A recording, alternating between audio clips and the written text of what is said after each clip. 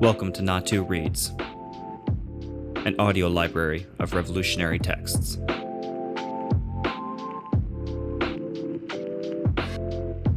For a Unified Maoist International Conference. Proposal regarding the balance of the international communist movement and of its current general political line. Assessment of the TKP ML. Part 3.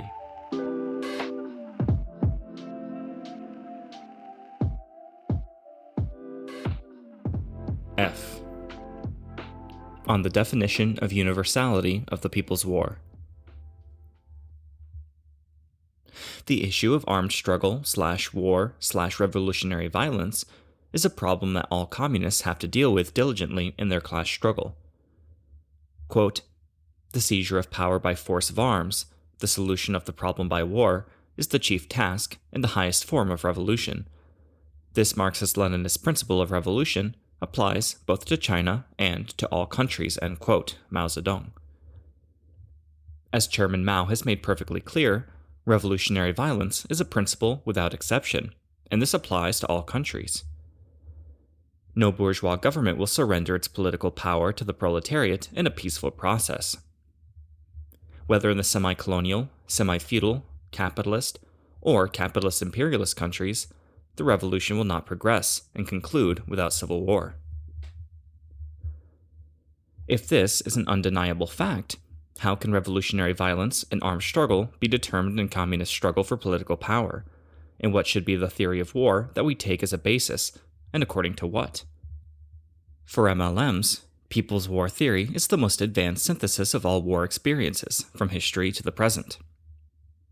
With it, the proletariat and workers acquired an invincible weapon. The reality of war and communist approaches to war, the form of the ideological, political, practical, and organizational relationship that the Communist Party will establish with the war and the leadership of the CP in the war, the relationship between war and politics, the purpose and principles of war, the problems of strategy in war, the dynamic role of man in war, initiative, flexibility, planning, approach to the problem of alliance, the positioning of classes, forms of power, etc. The People's War is a powerful weapon that contains the basic theses, principles, and some basic methods and forms of struggle in the struggle of the proletariat to take power. It is the strategy of war for the only revolutionary power of the proletariat that has become systematized. The fear created by the Great October Revolution, in which the power of the proletariat became reality for the first time, caused the bourgeoisie to make serious changes in the hegemony apparatus and organization of the dominant structure.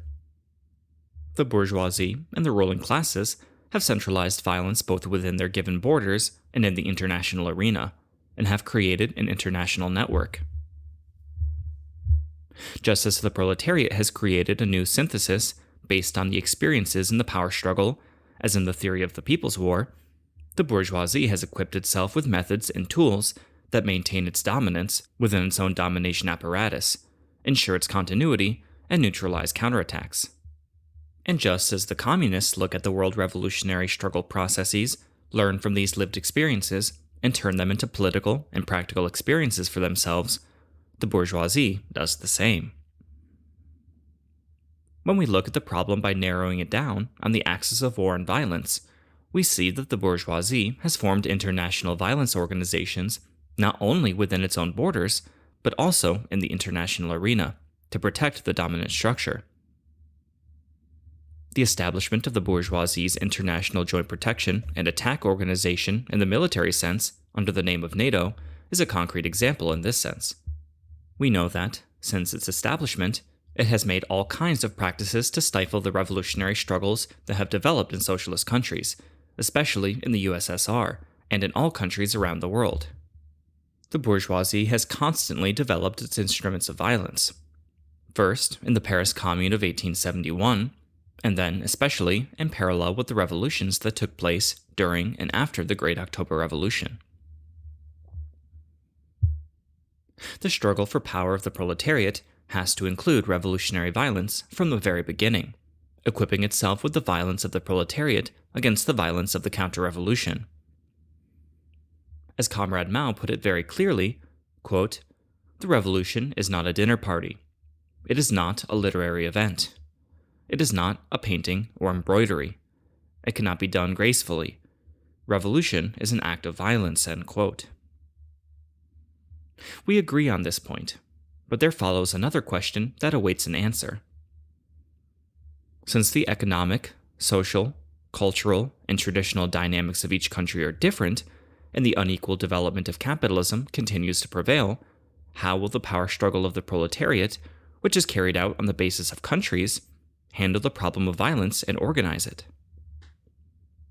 If the People's War is the most advanced form of taking power by the proletariat, shall we consider the People's War theory formulated by Comrade Mao as the only formula for the organization of the revolution with universal validity? Or shall we define the entirety of revolutionary violence and war, which is an indispensable necessity in the struggle for the power of the proletariat, as People's War? We see that the prevailing perspective in this component, in which we are involved, presents the People's War as the only way of revolution for all countries of the world. The resources we can reach regarding this formulation, which is presented as, quote, the universality of the People's War, end quote, do not offer us satisfactory results. As far as we can see, the words of Comrade Mao, which we have quoted before, are taken as the main starting point. We, on the other hand, understand Comrade Mao's formulation as the indispensable necessity of revolutionary violence in the struggle for political power. Revolutionary violence is a necessity in the struggle for political power of the proletariat, but given the fact that the uneven development law of capitalism prevails in every part of the planet, and the numerous contradictions arising over this law of uneven development cause serious differences, even in countries that are socioeconomically close or similar to each other, it is not realistic to suggest the same revolution for all.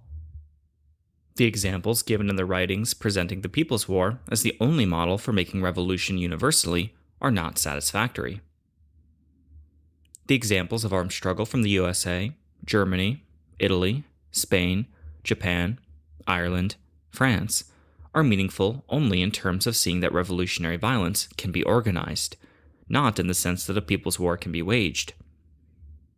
Moreover, in two of these countries, Spain and Ireland, the national liberation struggles being fought were the forces created through the broad mass support that objectively existed in each national movement. Others were forces with strong revolutionary feelings, but essentially reactive, far from being communist movements, and, moreover, lacking a direct target and trying to create themselves through individual actions, which risked paying a great price. Therefore, they are organizations that cannot set an example for a CP. Likewise, guerrilla wars and civil wars in the developed capitalist countries during the Second Imperialist War cannot be used as healthy data to, quote, prove, end quote, the, quote, universality of People's War, end quote. The process is the process of imperialist wars and occupations. In such processes, various social forces, classes, and strata, even some of the ruling classes, take part in the revolutionary front or in alliance with the revolutionaries, albeit periodically. Therefore, conditions and dynamics are, quote, unusual, end quote. Quote, extraordinary, end quote, processes necessitated taking an, quote, unusual, end quote, position. In fact, we can also say that the attitude of communists was formed by creating tools and methods to dominate objectivity by defining objectivity correctly. Again, as far as we can see, street demonstrations, strikes, various protests, that is, almost every movement against the system, are together considered as People's War. This point of view is not correct in our opinion. Mass actions, various protests, strikes, etc., can be formulated as parts of the revolutionary struggle. It is correct to do so.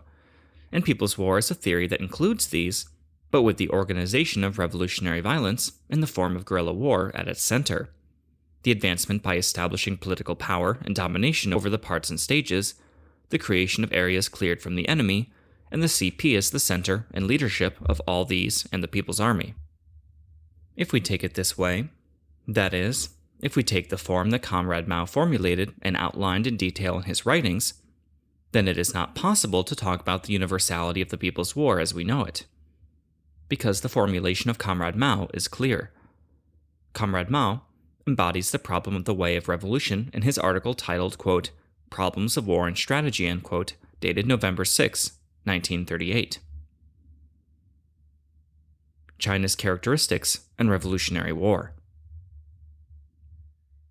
Quote, the seizure of power by armed force, the settlement of the issue by war, is the central task in the highest form of revolution. This Marxist-Leninist principle of revolution holds good universally for China and for all other countries. But while the principle remains the same, its application by the party of the proletariat finds expression in varying ways according to the varying conditions. Internally, capitalist countries practice bourgeois democracy, not feudalism, when they are not fascist or not at war. In their external relations, they are not oppressed by, but themselves oppress other nations. Because of these characteristics, it is the task of the party of the proletariat in the capitalist countries to educate the workers and build up strength through a long period of legal struggle, and thus prepare for the final overthrow of capitalism. In these countries, the question is one of a long legal struggle, of utilizing parliament as a platform, of economic and political strikes, of organizing trade unions and educating the workers. There, the form of organization is legal and the form of struggle bloodless, non-military.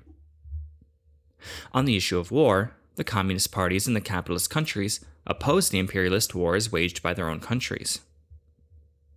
If such wars occur, the policy of these parties is to bring about the defeat of the reactionary governments of their own countries. The one war they want to fight is the civil war for which they are preparing.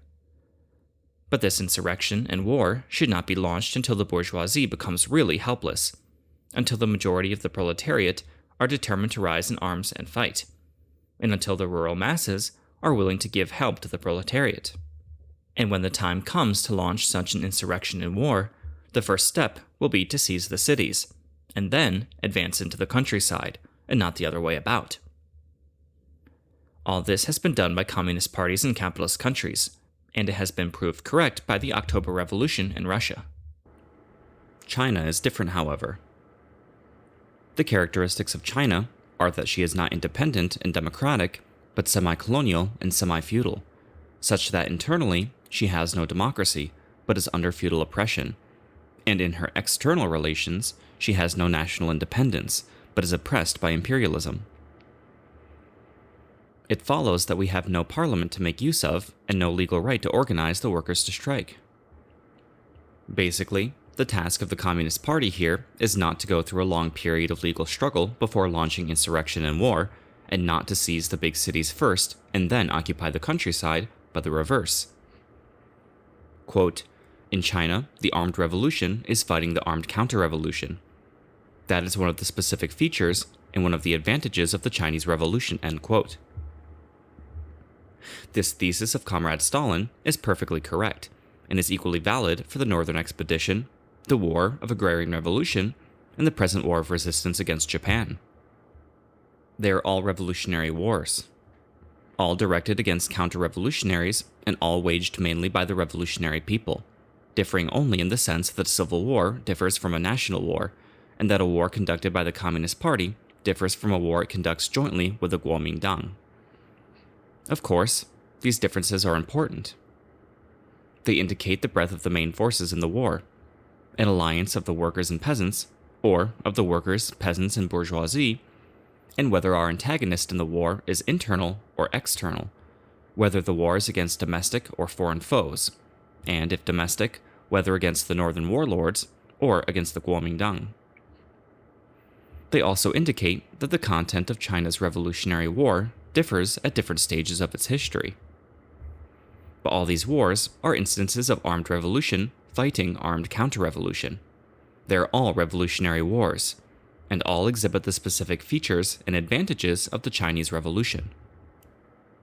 The thesis that the Revolutionary War, quote, is one of the specific features and one of the advantages of the Chinese Revolution, end quote, fits China's conditions perfectly.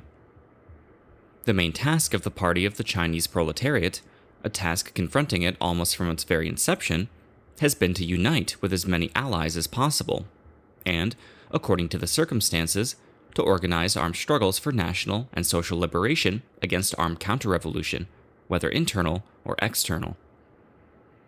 Without armed struggle, the proletariat and the Communist Party would have no standing at all in China, and it would be impossible to accomplish any revolutionary task." End quote. We will deal with this problem as Comrade Mao, the theorist and practical practitioner of People's War, put forward, or we will express that we treat this theory differently and enter into appropriate definitions.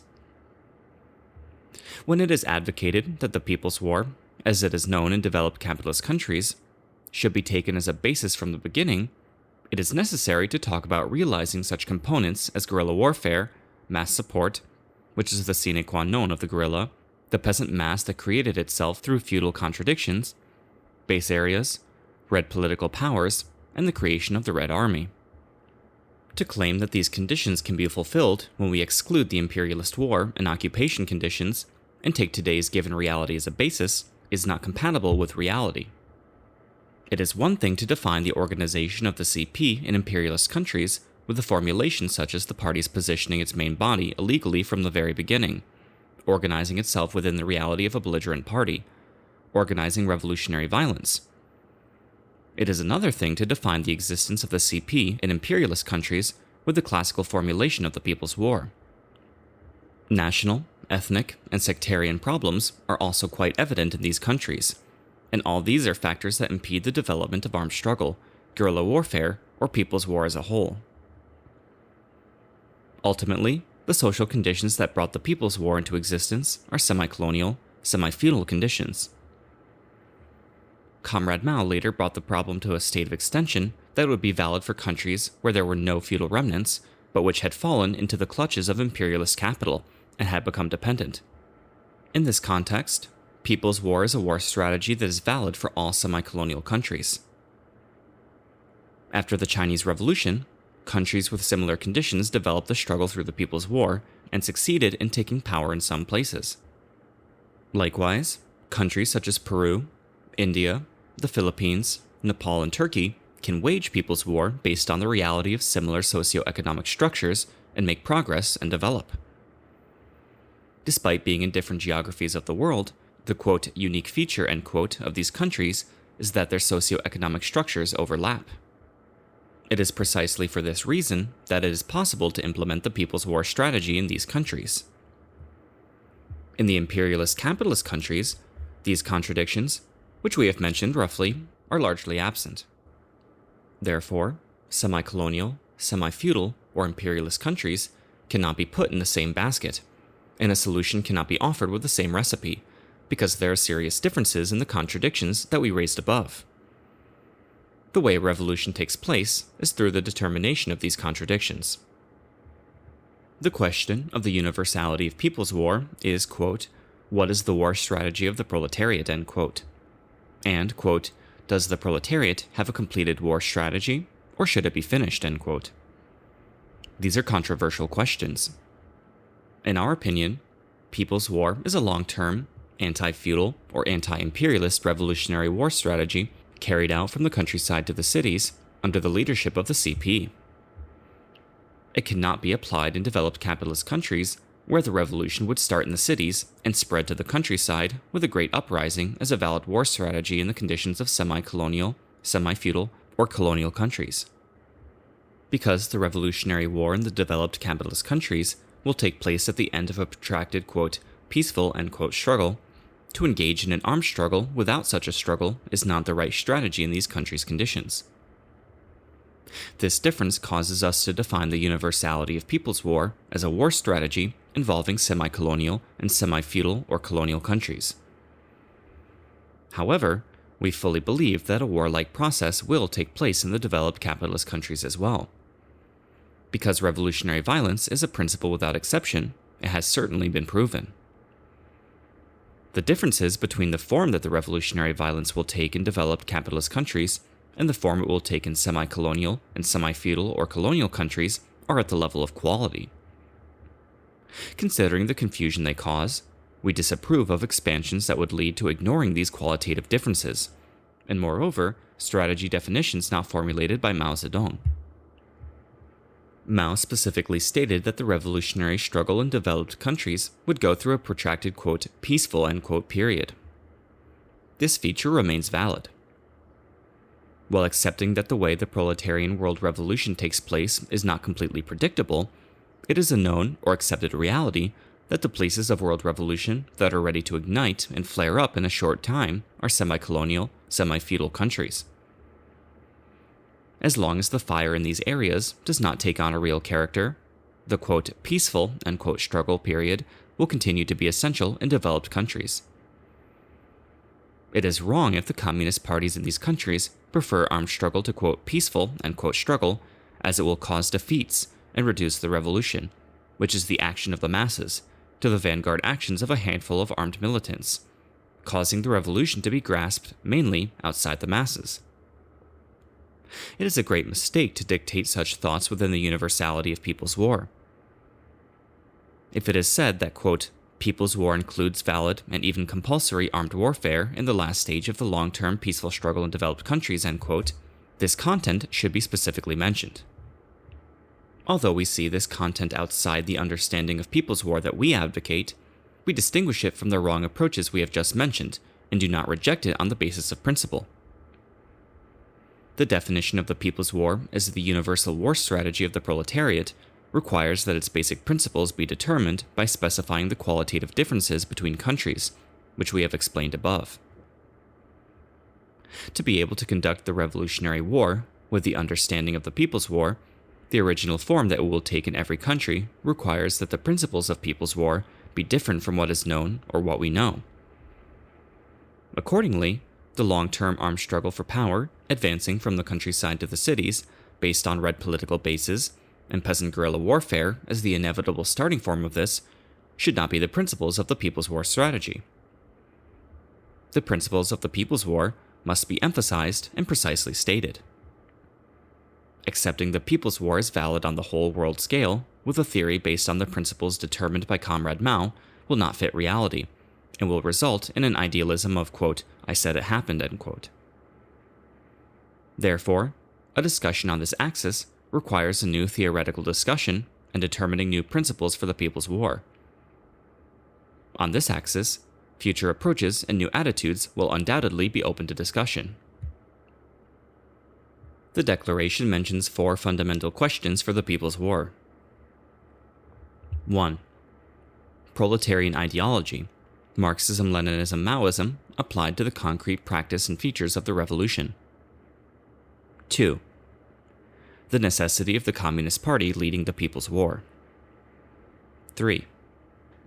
Characteristics and course of political strategy in the democratic or socialist revolution. 4. Support bases. These 4 main points mentioned seem important, as we assume that they embody the principles of People's War. The last 2 of these fundamental problems are also the reasons why we do not see the People's War as possible in the advanced capitalist countries. Although the political strategy of the socialist revolution will eventually evolve into an armed struggle, it brings a long-term peaceful struggle to the agenda. Therefore, the armed struggle, which includes the building of power that develops from the beginning to the end, from small to large, is not the, quote, main problem, end quote, of this revolution. In these countries, communists wage a, quote, peaceful, end quote, struggle against the expansionist and occupying policies of the ruling classes, and only after a short-term preparation for an armed mass uprising do they start a revolutionary situation. Therefore, support bases will not be in the nature of, quote, red political bases, end quote, in these countries. For here, the armed struggle must be short-lived. Conditions in these countries are not suitable for a protracted armed struggle. We say this on the basis of the conditions of class struggle, which are carried out under normal conditions. Likewise, the necessity of the illegal organization of the CP is accepted by us as a necessity. The fact that the main core and major organs of the CP are illegal is a necessity even from the point of view of being protected from the enemy.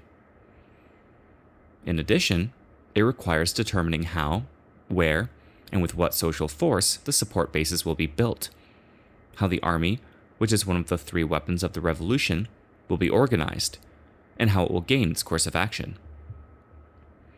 It will not be productive to discuss the validity of the People's War on a whole world scale without establishing a theoretical discussion and a set of principles that will close all these gaps and be compatible with the objective situation.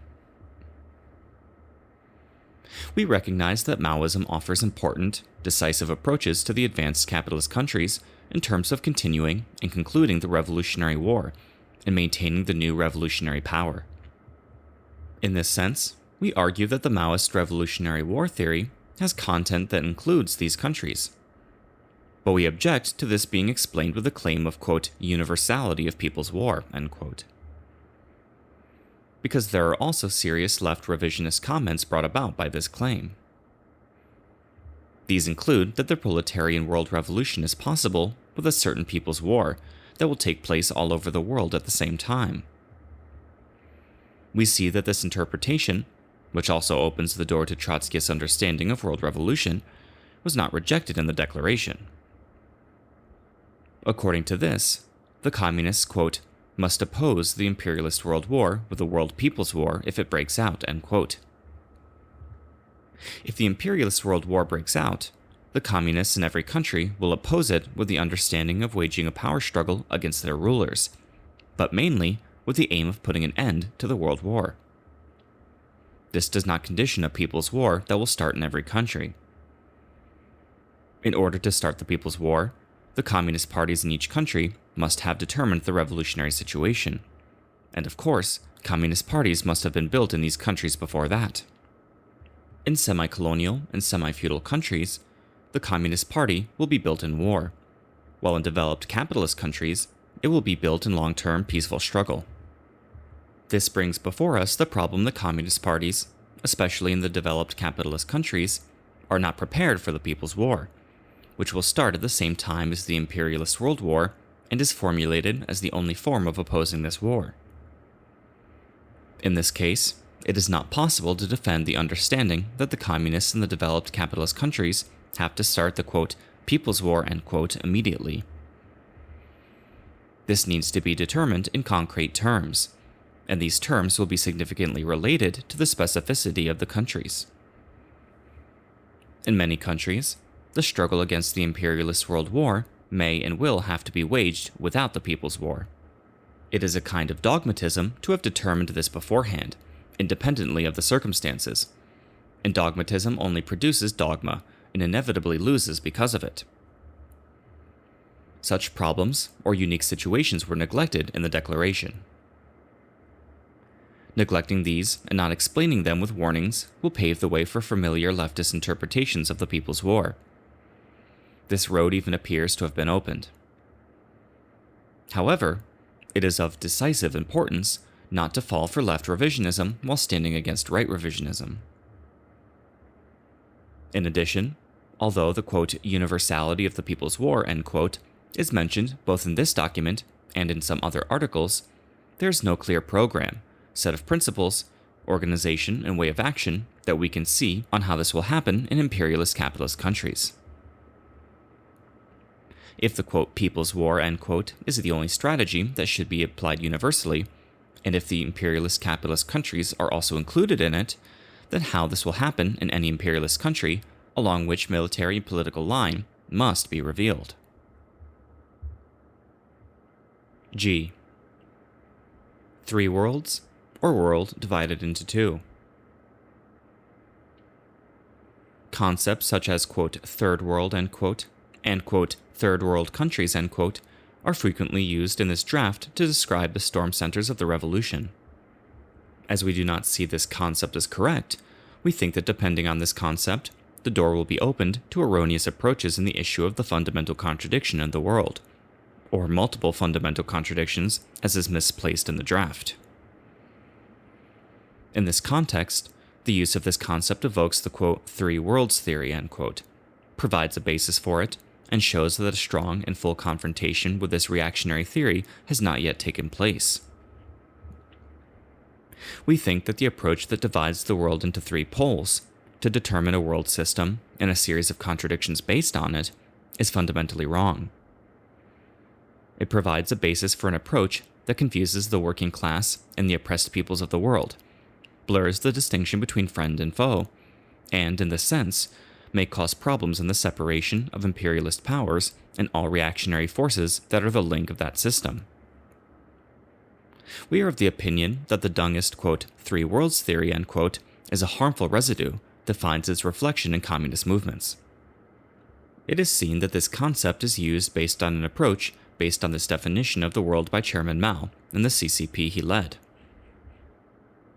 However, it should be noted that Chairman Mao and the CCP he led, as a foreign policy of the period, included a scientific attitude that determined the main point of distinction between revolutionary forces and counter-revolutionary forces, revealed the points of distinction between counter-revolutionary forces, and revealed the line of relationship and struggle with these forces. This scientific approach was first exposed to reactionary left opportunist and revisionist abuse by Lin Biao. Later on, it was put forward as a counter-revolutionary theory that became creatively complete and integrated by Deng Xiaoping, the leader of the right revisionist line, the architect of counter-revolutionary capitalist restoration. The Dengist line, beyond supporting this theory with a few sentences of Comrade Mao, fell into the baseness of referencing Comrade Mao without being able to prove it as a line belonging to him.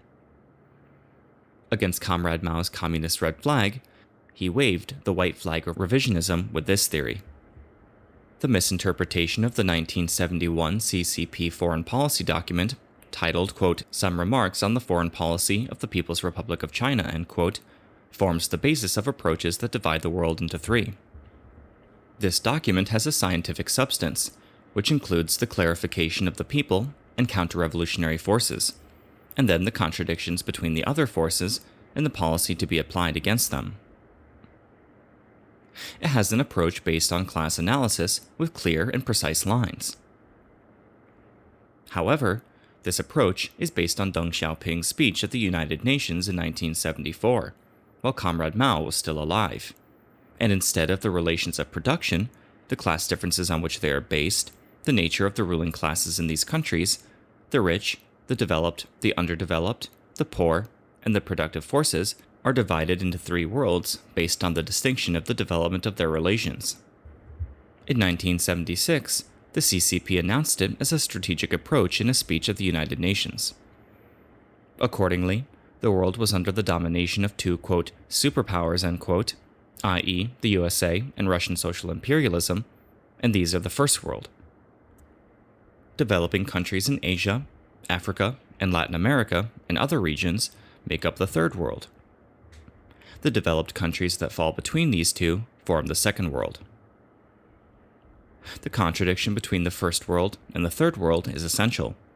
The third world countries are the revolutionary impetus that turn the wheel of world history and are at war with the first world. The main strength of the World United Front is the third world countries. Second world countries are forces to be won. This is the basic theory of counter-revolutionary treacherous Dengism. Lenin, Stalin, and Chairman Mao essentially and fundamentally divide the world into two fundamental poles. It is the capitalist imperialist camp that represents the old, the rotting, and the crumbling, the reactionary forces that are a link in their chain, and the proletariat, the masses of the people and the oppressed nations that represent the new. Comrades Lenin, Stalin, and Mao made this fundamental distinction, and after identifying the revolutionary and counter-revolutionary forces, they developed an attitude that examines, determines, and tries to take advantage of the contradictions between the counter-revolutionary forces. In this context, two hostile poles, the pole of counter-revolutionary forces and the pole of revolutionary forces, are evident in their class-based distinctions and approaches. In the conditions where the states and sovereignty of the proletariat were formed, this approach left its mark on their foreign policy and became a guiding approach. The tactic of creating fragmentation for the counter-revolutionary ranks, its approach, and the policy of making use of the contradictions between them, is based on strengthening its own front and weakening the other front. This is the opposite of the three-pole approach to defining the world. The division of the bipolar world, of the enemy camp, should not bring the 3 points of view as a whole strategic approach. We should point out precisely in his general approach that Chairman Mao has been misinterpreted on this point. We advocate following the path of our masters: underdeveloped, highly developed, developed when dividing the world into poles, rich and poor. We consider discriminating on the basis of the development and weakness of the productive forces and making three-world definitions out of it is harmful and dangerous, as it will lead to class collaborationist approaches, confusion of alliance policies, tactical and strategic approaches. Separating the world into first, second, and third worlds will weaken the qualities of the ruling classes in the second and third world countries, the ground to fight them, and will create a situation that will lead to confusion. We advocate treating the world with a sharp distinction between class-based imperialism and all its forms of reaction, as well as oppressed peoples and nations. We do not find it correct to divide the concepts of highly developed, developed, and underdeveloped into 3 categories based on these. We think that these concepts should be first in defining the reactionary forces of each country, the relations between the imperialist powers and the dominant powers that are their servants, to distinguish them as imperialist capitalist countries and semi-colonial and semi-feudal countries. In this respect, we do not find satisfactory the approach in the Declaration, dividing the world into 3 poles, categorizing countries according to wealth and poverty, development and weakness of productive forces, and defining the relationship between these countries accordingly. No matter what purpose this concept is used for, it is a concept that does not describe the real situation, and does not make class distinctions clear. The concept that will express the storm centers of the revolution should be the concept of semi-colonial, semi-feudal countries. This is the most clear and precise class distinction concept. It will include an approach that will capture the main link in the struggle against the class and real enemy in the fight against imperialism, its lackeys, and the quote, first world, unquote, or quote, second world, unquote, powers that establish hegemony in individual countries. This revolutionary struggle will provide a proper and full determination of which imperialist power's dominance level has changed in each country. Otherwise, it will lead to class struggle and problems in the alliances and orientation that it requires. Signed, TKP ML.